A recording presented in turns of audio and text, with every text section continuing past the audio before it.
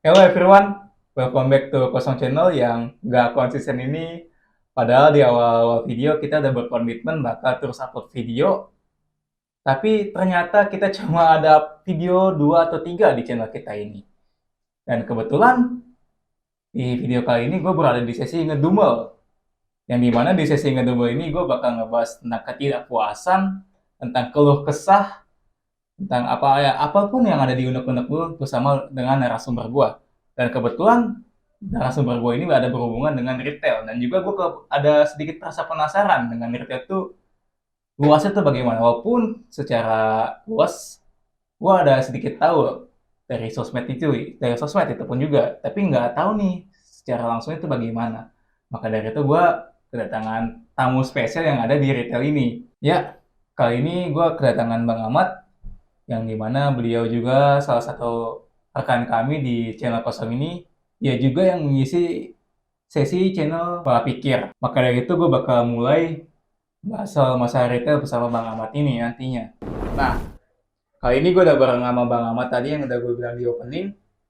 Dan gue mau nanya-nanya nih Mat, soal Mat, lu gimana kabarnya Mat, sehat apa gimana nih? Gue juga akhir-akhir ini jarang ketemu lu juga nih selama sesi libur kita, sesi libur. Oke, sebelumnya terima kasih ya.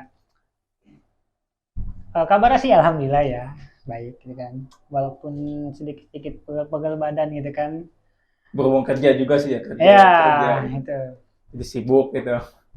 Lebih tepatnya so sibuk So sih. sibuk ya, begitu kan, so Lebih sibuk. Padahal tepatnya waktu sibuk. luang mah ada ya, cuma Iya, kita ada. males aja gitu. Sama sama Benar-benar. sama sama.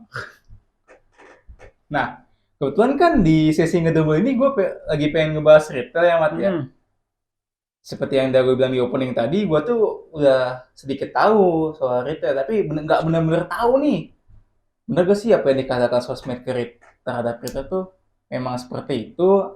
Nah, gue gimana nih?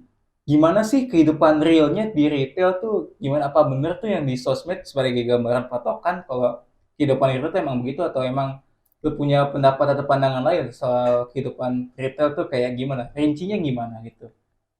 Dari pandangan lu sebagai orang retail.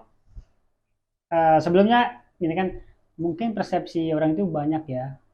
Entah dari pandangan yang mana dulu nih.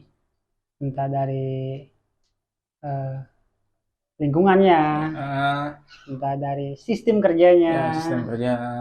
entah dari lingkungan luarnya terhadap ke dalam, karena kan retail itu berhubungan dengan perusahaan sama masyarakat khalayak umum gitu kan. Ya, gue tahu gitu.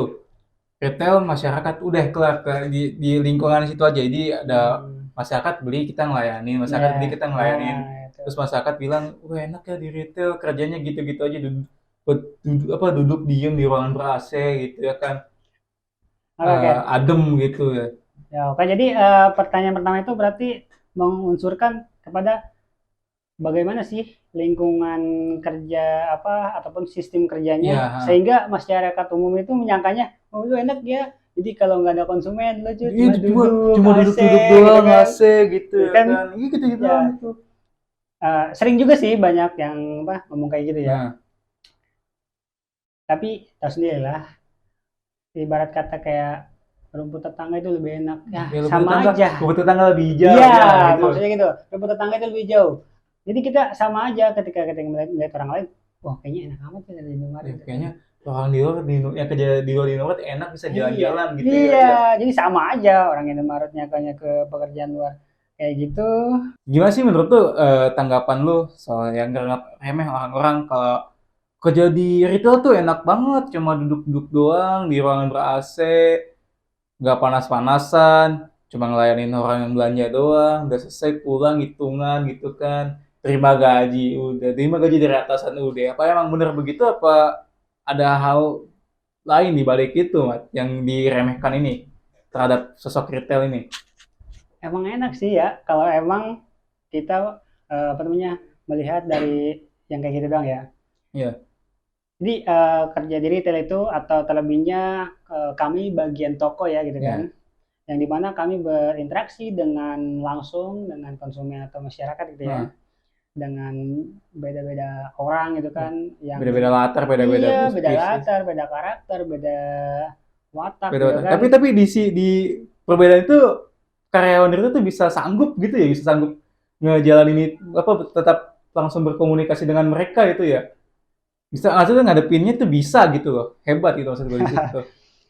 Lebih ke tempatnya sih kayak profesional dan bekerja gitu ya. Proporsional. Jadi tetap gitu kan, walau setelahnya gitu kan, mereka juga meluapkan kayak kata kasar gitu kan, jancuk asu lah ketemu orang-orang kayak gini. Tapi ketika emang di depan kita profesional. Ya tetap di depan Iya. kita tetap tampilkan diri kita yang Iya. profesional gitu ya, yang ya selamat datang di ini gitu ya, Iya. silakan gitu Karena ya kan. karena mereka itu apa namanya, menerapkan janjinya, janji karyawannya. Kepuasan pelanggan adalah kepuasan kami. Iya. Iya, jadi apalagi peribahasanya konsumen adalah raja. Konsumen adalah raja itu ya. Iya, tapi kalau bagi saya pribadi sih konsumen adalah raja itu kayaknya terlalu ketinggian dah. Jadi kalau saya pribadi itu menganggapnya konsumen adalah teman. Kayaknya itu salah kaprah juga ya.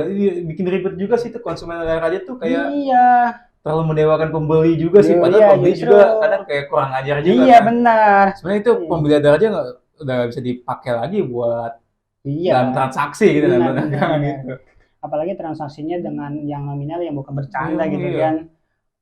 Mana ada misalkan raja nawar. Nggak Kan mungkin, enggak nggak loh. mungkin. Maksudnya kayak enggak Kan logik aku kan. udah fix tetap segitu masih nawarin gitu Iya. ya. Apalagi ini retail gitu. Iya, udah ada harganya kadang di situ, tapi masih ada.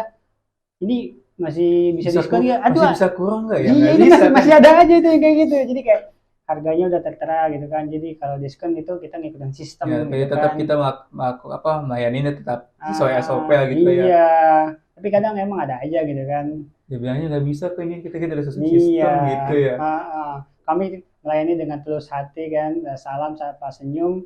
Tapi kalau emang pengen tahu gitu kan, belakangnya tetap kami ngedumel gitu. Tetap kami nggak domel. Iya. Boleh di depan dengan sikap proporsional kita tetap di belakang gitu ya. Kita Iya. emang tetap betul ngedumel gitu ya.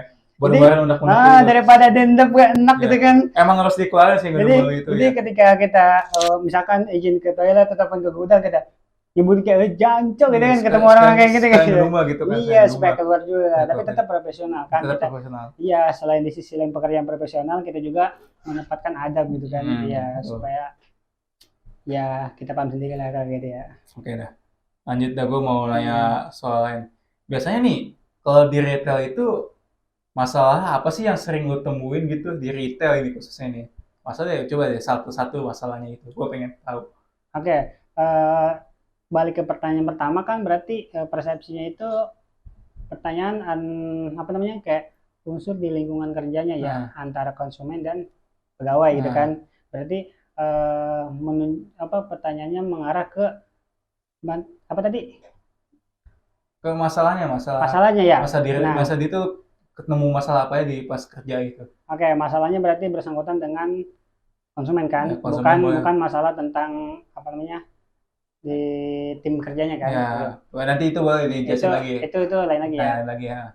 Nah, banyak sih ya kalau disebutin satu-satu mungkin banyak gitu kan. Kebanyakan malah. Iya, kebanyakan gitu. Tapi ini yang sering-sering aja gitu Ya, kan. sering-sering aja betul. Nah, namanya juga orang kan ada yang wataknya baik gitu kan. Ada yang keras gitu kan, ada yang lembut gitu kan. Contoh apa namanya?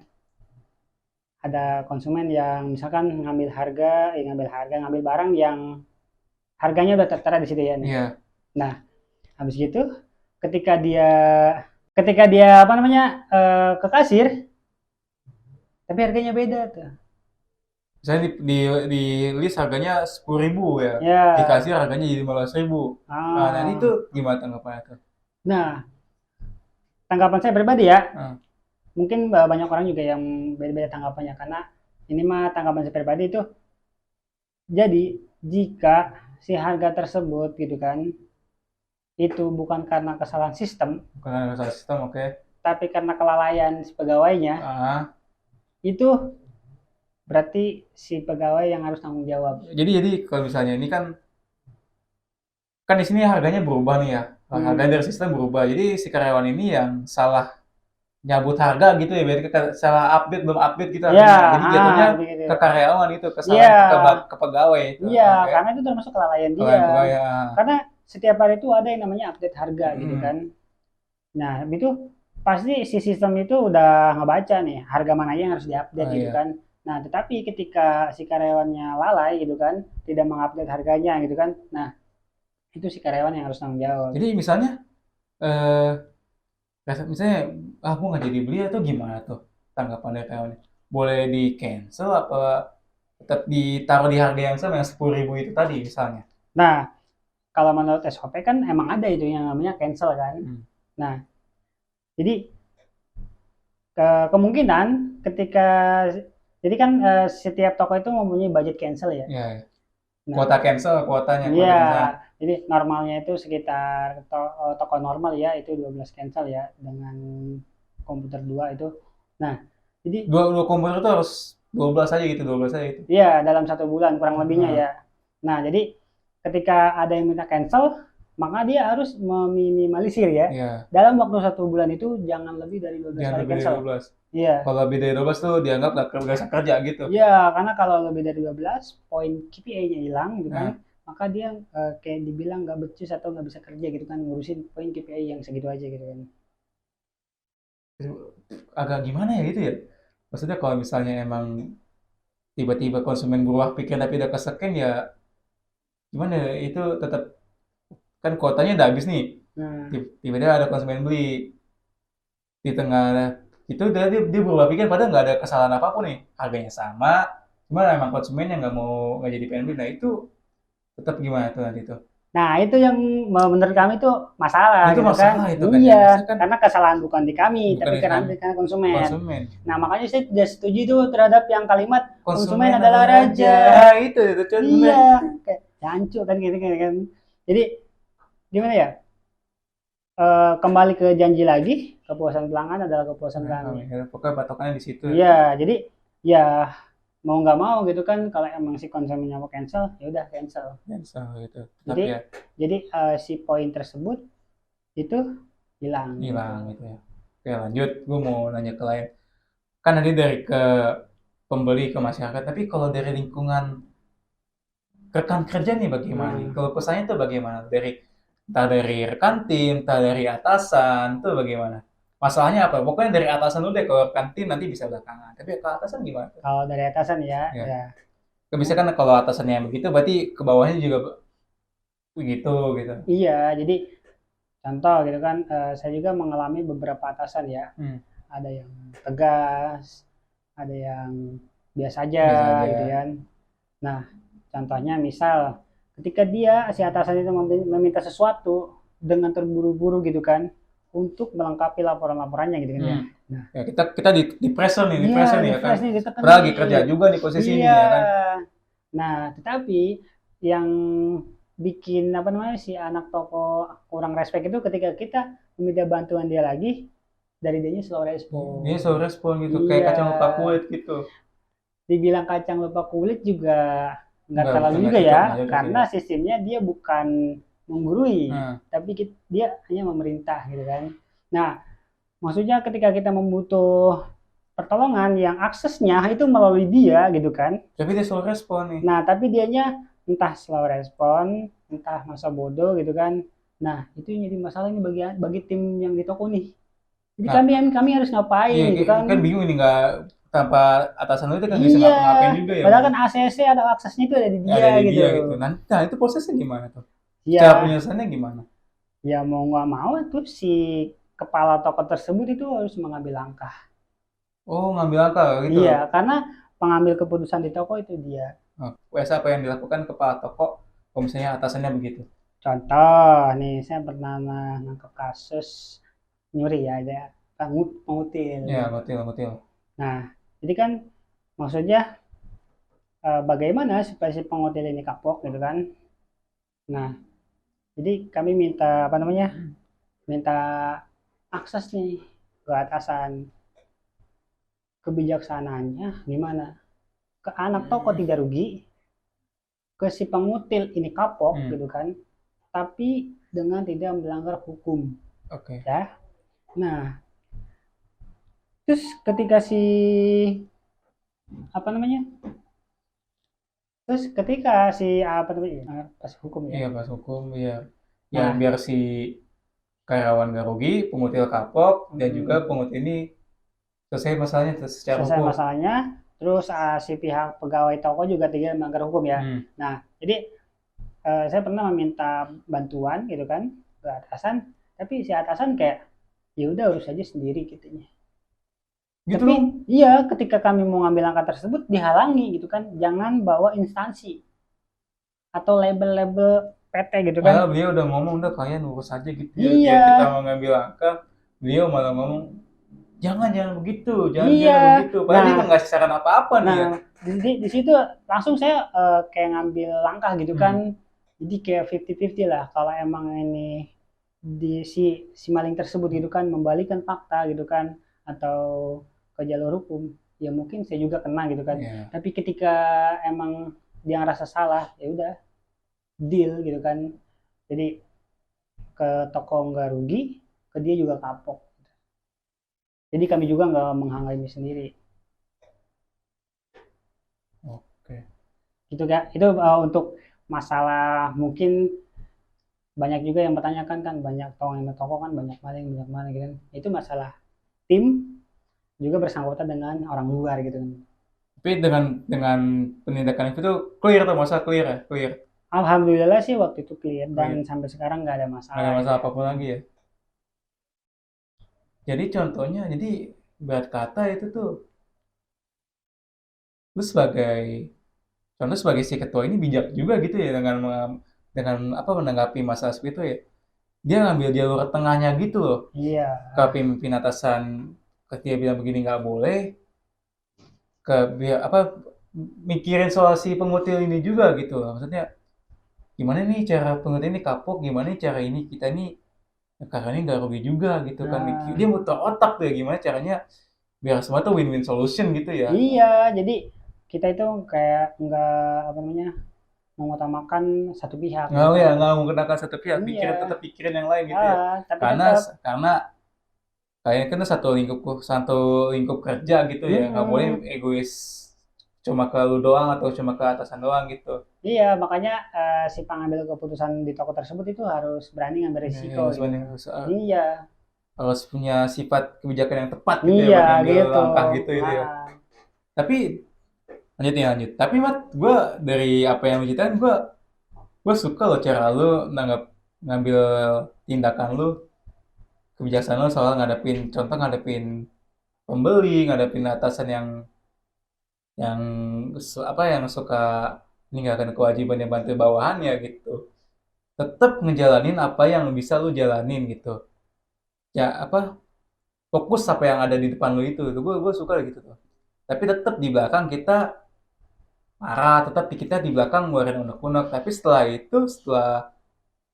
keluarin hal negatif itu, tetap kita lanjutin profesional kita dalam bekerja itu gue iya, suka di kebijakan iya itu juga. karyawan-karyawan kita tuh gue suka yang di situ-situ tuh. Itu juga setelah gue ngurusin kayak gitu kan, pas gue kembali lagi ke toko atau ke tim, itu kayak si tim tersebut juga kayak udah pada angkat tangan gitu kan kayak jadi gue juga kadang godok sendiri kayak hancur gitu kan kayak Nah, pengen marah-marah kan kayak asu emang nih kan dengan kayak gini aja gue yang ngurusin malah ke atas nggak ada solusi ke bawah pada angkat tangan nggak gitu angkat kan. tangan kan. Iya, ya ujung-ujungnya gue ngambil resiko gitu kan gitu.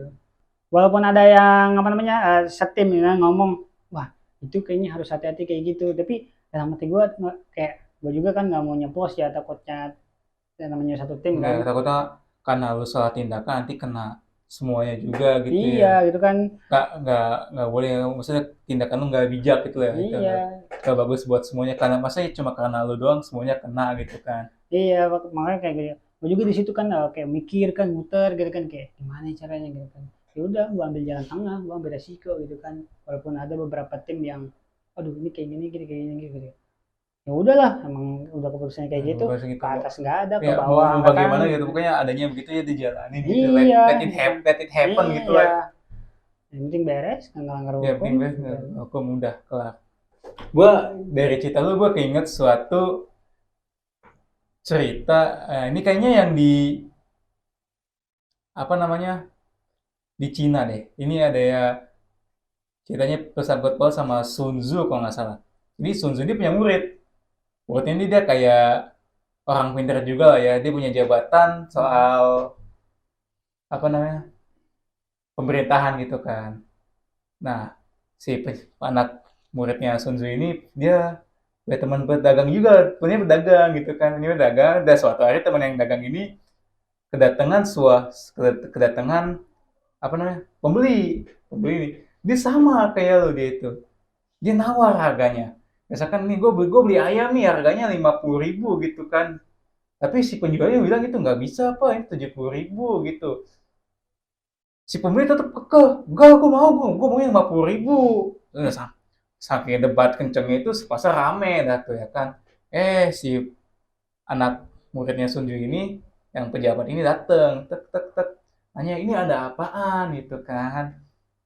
Si pembeli ngomong masa saya nggak boleh beli harga ini 50.000 gitu kan. Terus yang pedagang langsungnya, ya pak ini kan saya yang jual gitu ya pak, masa saya apa namanya harus nerima harga yang 50.000 itu kan, padahal saya pengennya jual 70.000. Nah akhirnya kalau gitu, karena si pembeli juga tahu si Sun Tzu ini, dia bawalah tuh ke Sun Tzu gitu ya kan, dengan alasan apabila si apa namanya apabila saya boleh beli ini, kamu lepas jabatan, tapi apabila saya beli nggak bisa beli ini, kamu yang mati gitu kan. Si penjabat ini yang ditantang sama pembelinya gini kan, dibawa tuh dia ke Sun Tzu. Nah Sun Tzu ini ibarat kata nih yang kepala toko nih ya kan, dia ambil keputusan nih. Pak Sun Tzu ini gimana nih, saya nih mau beli ini tapi 50.000 tapi nggak dikasih gitu, tapi saya juga udah taruhan sama anak murid bapak ini, kalau misalnya saya boleh beli ini 50.000, anak murid bapak lepas jabatan, tapi kalau misalnya saya beli ini 70.000, nggak apa-apa deh, tapi anak bapak dihukum mati, anak murid bapak dihukum mati. Nah si Sun Tzu ini kayaknya entah Sun Tzu apa bukan ya, pokoknya dia tuh ngambil keputusan gini, ya udah deh kalau begitu kamu boleh beli 50.000 nggak apa-apa gitu, walaupun emang si pedagang tetap kekeh maunya 70.000 tuh ya kan. Tuh akhirnya si pembeli senang dong dapat harga 50.000 sesuai keinginan dia, baiklah langsung gitu, tapi dengan catatan si anak muridnya Sunju ini lepas jabatan ya kan dari pejabat gitu kan ya. Terus ngambek dia ke Sunju ini, ke gurunya ini, guru kamu kenapa sih malah nurutin perkataan pembeli yang tidak waras itu, padahal sih penjualnya itu tetap kata mau jual barang 70, tapi kenapa kamu kasih 50.000 gitu kan. Terus gurunya ngomong, ya daripada ada nyawa orang hilang karena tidak dituruti permintaannya, ya lebih baik saya turutin aja permintaan dia daripada nyawa kamu hilang gitu. Jadi di apa yang gue tangkap tuh ya, ambil kebijakannya itu tuh pas gitu, nggak merugikan ke yang lain, tidak terlalu merugikan ke yang lain. Semuanya senang, yang ini kehilangan nyawa, pedagang pun dapat duit dengan catatan ditambahin lagi, mungkin ditambahin kali ya 20.000-nya gitu. Dari itu gua kepikiran itu, wah ini cocok nih ceritanya nih, nggak tidak kalau bisa tidak merugikan ke pihak manapun kalau bisa. Jadi dari apa yang Sun Tzu ini lakukan, gue keinget banget sama tindakan Retail itu yang nggak ambil keputusan yang benar-benar tepat, yang nggak merugikan kedua belah pihak itu. Si pembelinya senang, si penjualnya senang juga, si yang anak pejabat, anak muridnya Sun Tzu ini nggak dihukum mati walaupun emang ada biayanya itu yang lepas jabatan gitu. Tapi yang penting dia nggak mati, dia nggak mati gitu. Ya mungkin di kami anak retail gitu ya, sudah terbiasa gitu kan yang namanya mengikhlaskan gitu kan. Gitu. Yang awal-awalnya itu terpaksa ikhlas gitu kan, tapi lama-kelamaan kayak oh yaudahlah itu kan ikhlasin aja gitu loh. Udah biar keluar, biar kita bisa nurusin apa yang ada di depan kita lagi. Iya gitu kan. Pokoknya ini sepele nih, ini sebenarnya bisa diselesaikan secara gampang nih. Cara satu-satunya ikhlasin biar cepet ya, ikhlasin dah. Kita masih ada masalah lagi. Iya, jadi gitu, masih ada masalah ya. Masa kita mandek di situ-situ aja ya masalahnya, nggak kelar gitu. Kalau disuruh aja kan kapan maju-majunya gitu kan. kawan maju-majunya gitu anak-anak. Kan bermusyawarah. Dari apa yang barusan tadi gua denger, Retail tuh sebenarnya masih ada yang lebih luas lagi dibandingkan ya apa yang gue dapet dari sosmed. Gak cuma ngelainin masalah pembeli doang, ternyata dari sisi lingkungan atasan atau kerjaan rekan kerja itu ada lagi masalahnya.